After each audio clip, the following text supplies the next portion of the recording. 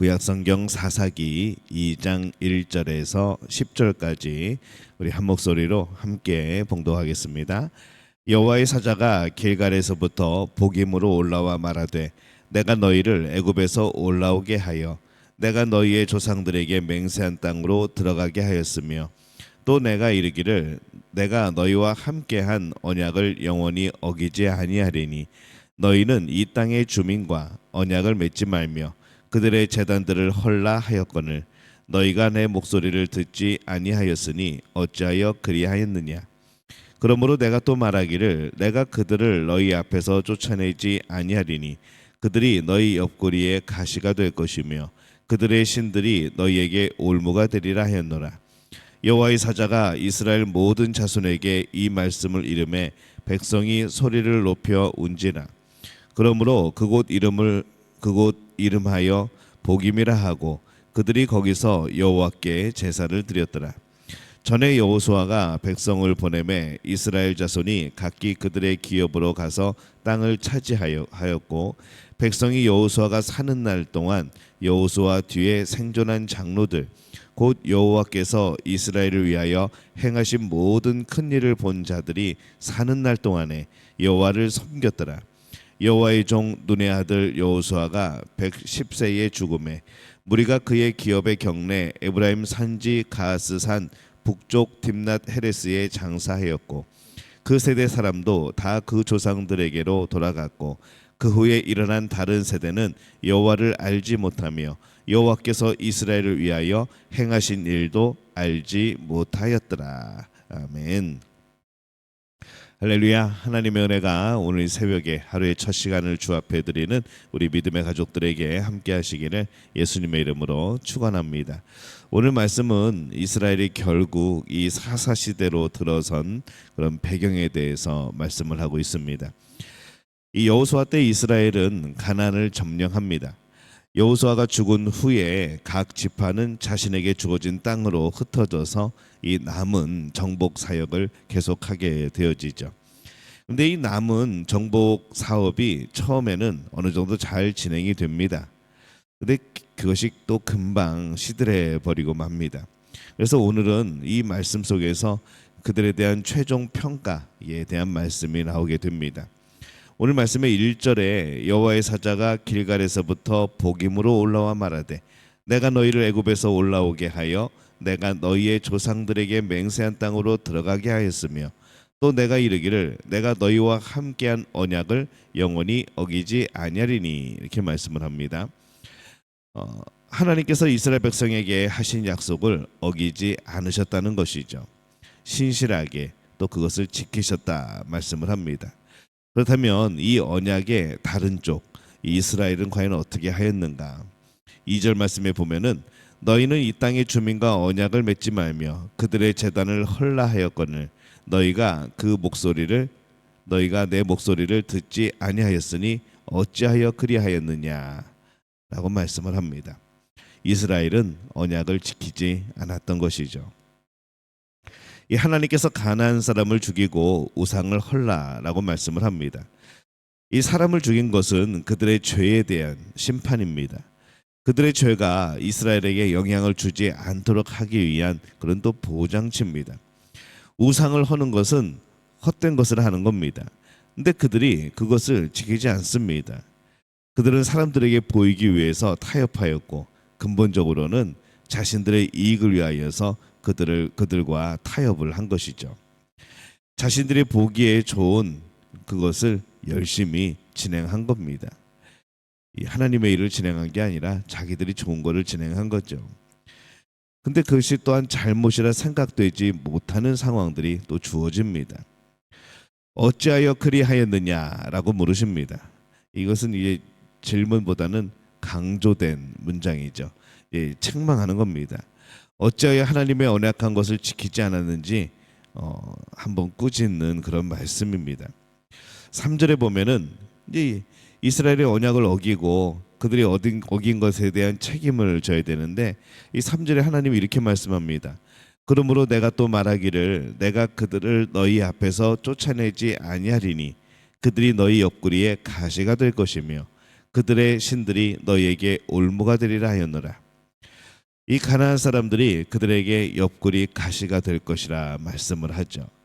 그 말씀을 듣고 이 백성들은 굉장히 마음이 아파했습니다. 그래서 이 베델, 이 복임이라는 장소는 우는 장소, 그 말 그대로 우는 장소가 되어버린 것이죠.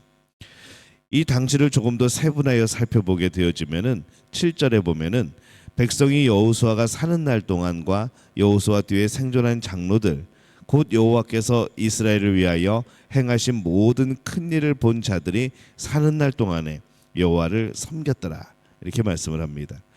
여호수아가 사는 날 동안 그리고 여호수아 뒤에 생존한 장로들 그들이 사는 날 동안이라고 말씀을 하죠.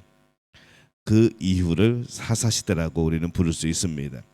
그래서 이 사사시대 전까지는 여호와를 섬겼더라라는 말씀처럼 그래도 그 신앙의 명맥을 유지하고 하나님을 섬기고 살았던 것이죠.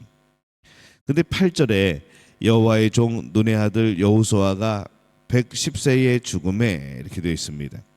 여호수아가 죽은 나이를 생각하게 될 때에 이스라엘이 여호수아의 지휘 아래 가나안 정복 전쟁을 한 기간이 최소한 20년 정도가 되어지고 그 이후에 여호수아와 함께했던 장로들 이 하나님의 놀라운 역사를 기억하는 그런 원로들이 살아있을 때에 이어진 정복 기간이 한 10년 정도 되었던 것으로 보입니다. 그래서 여호수아와 함께했던 장로들이 죽은 이후에 이스라엘은 더욱더 타락한 겁니다. 그들을 여호와를 알지 못하고 여호와께서 행하신 일도 알지 못하였다라고 평가를 하는 것이죠.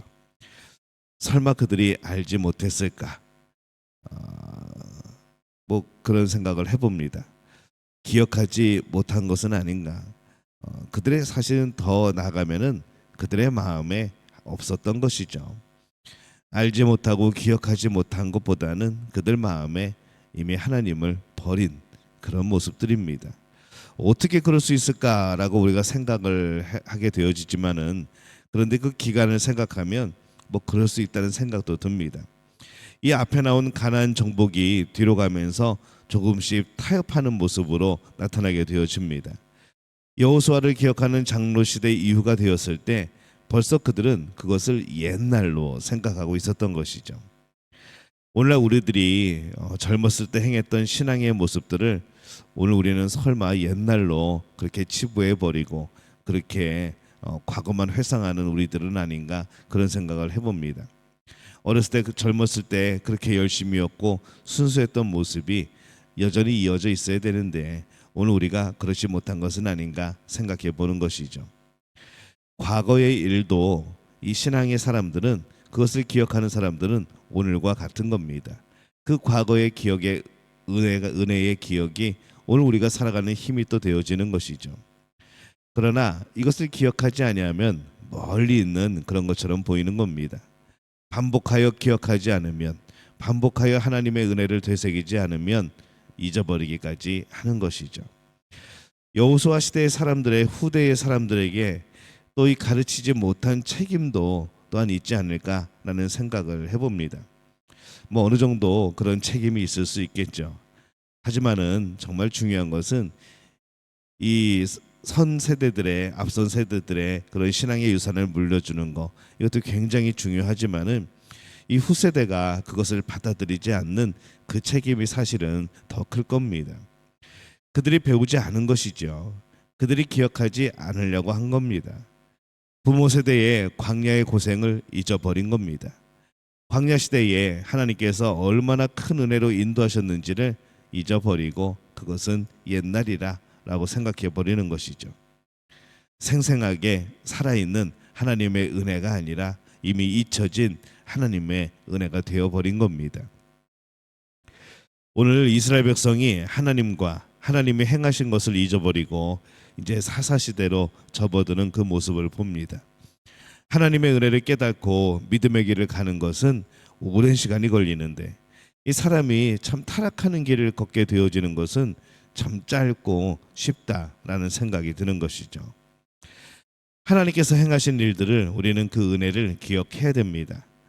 가슴 벅차게 기억하고 그 감동이 이어지고 그래서 오늘 내가 살아가는, 오늘 내가 하나님 앞에 드리는 찬양의 그런 이유가 되어져야 하는 것이죠. 성경의 사건들이 기억되고 감사하고 찬양하게 되는 이유가 되지 못한다면은 오늘 나의 삶 속에서 하나님의 언약을 지키기 위해 애쓰고 있지 않고 찬양이 나오지 않고 있다면 오늘 우리도 하나님을 어쩌면 잊어버리고 사는 건 아닌가라는 생각을 해보게 됩니다. 하나님의 행하신 일을 기억하시기를 바랍니다. 이 성경에 등장하는 수많은 사건들, 그것이 나랑 동떨어진 아무런 관련이 없는 사건이 아니라 결국 그 사건이 하나님의 성품, 하나님의 마음, 그 뜻, 그것을 우리가 볼 수 있고 그렇게 그 백성들을 사랑하신 하나님을 보면서 그것이 곧 나를 사랑하시는 하나님으로 연결되어야 된다는 것이죠. 나의 눈으로 멋대로 사는 것이 아니라 하나님의 눈, 하나님의 마음을 가지고 이 하나님이 주신 말씀을 지켜가는 그런 삶이 되어지시기를 바랍니다. 그럴 때 오늘 또 우리는 누리는 은혜가 있고 이 은혜는, 이 하나님과의 놀라운 추억은 또 우리 미래에 또 하나의 살아가는 힘이 되어질 것이고 또 그것 오늘을 회상하면서 또 하나님 앞에 온전히 살아가며 또 신앙의 유산을 물려줄 수 있는 그런 복된 그런 도구들이 되어질 줄로 믿습니다. 하나님의 행하신 일들을 기억하고 그것으로 오늘을 살아가고 또 오늘 하나님의 역사를 경험하고 또 새로운 하나님의 놀라운 능력들을 기대하는 그런 복된 우리 믿음의 가족들이 되어지시기를 예수님의 이름으로 축원합니다.